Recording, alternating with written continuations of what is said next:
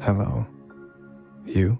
I feel like the reasoning behind this matchup is pretty obvious, since both characters are bullied into murder and cannibalism by their abusive family. I'll start with Andrew, since I've done him in other versus battles and have a whole video going over how strong he and Ashley are.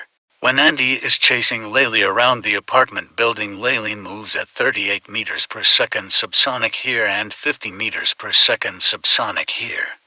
Ashley would obviously upscale her child self, and Andrew is shown being able to catch her.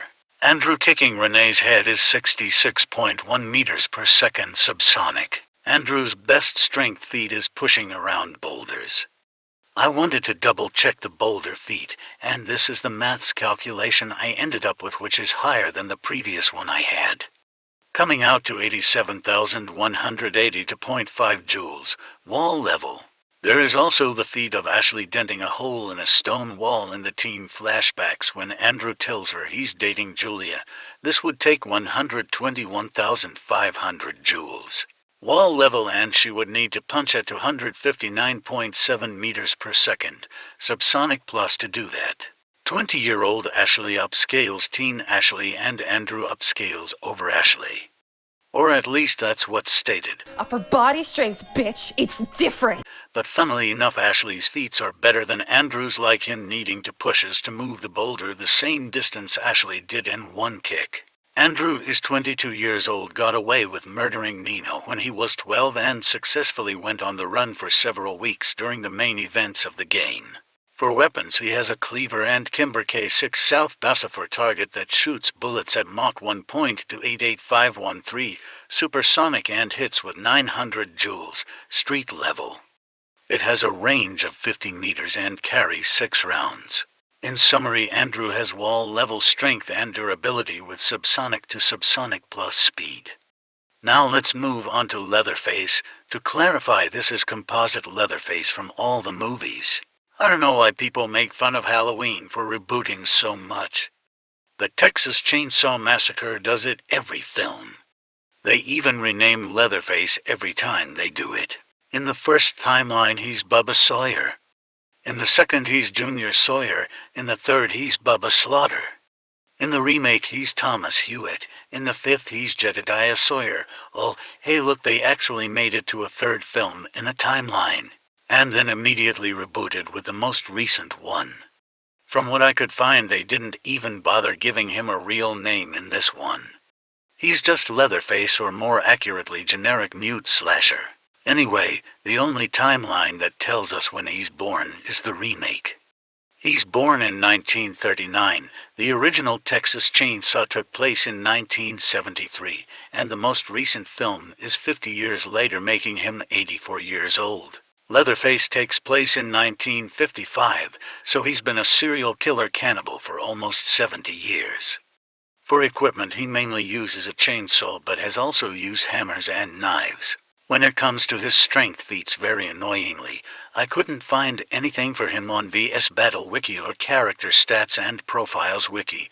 The links on his pages just take you to common feat calculations instead of anything specific to the character. So going through his feats, we have this one of him going through a wall, but he does it chainsaw first, and that's not even drywall, it's just fucking cardboard. There is this one of him ripping the hood off a car boot. This should be 9,000 joules, street level at a low end, and 30,000 joules, wall level at a high end. I know people really like him snapping that cop's wrist, but the high end of bone breaking is only 9,920 joules, street level. His best strength feat I can find is throwing a hammer and smashing a girl through a wooden floor. Here's the calculation. It comes out to 46,080 joules, wall level. When it comes to speed, I couldn't really find anything for him. Some people say he dodges shotgun blasts here, but he's clearly not. He also does the Batman thing of seemingly appearing from nowhere, but that's more stealth than speed. He clearly just walked down the stairs quietly. Unless I missed something, the best speed you can argue for Leatherface is athletic human. So, when it comes to Andrew versus Leatherface in a hand-to-hand fight, even if we say Leatherface scales physically to his hammer attack and restrict Andrew to his boulder-pushing feat, Andrew still almost at times stronger and even giving Leatherface the high end of athletic and restricting Andrew to his feat of kicking Renee's head. He's still over 6 times faster.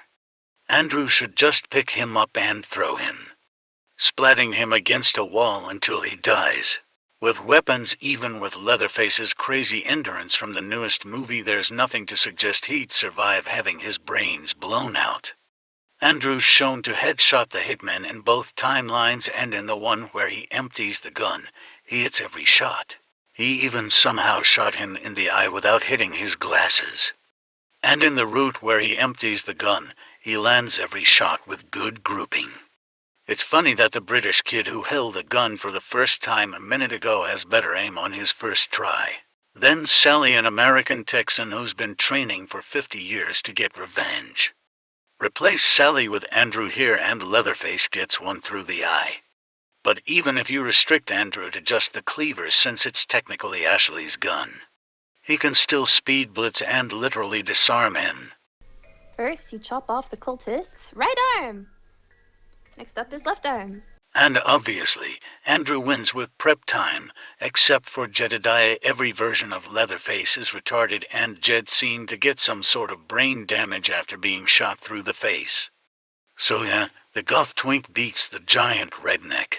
Good.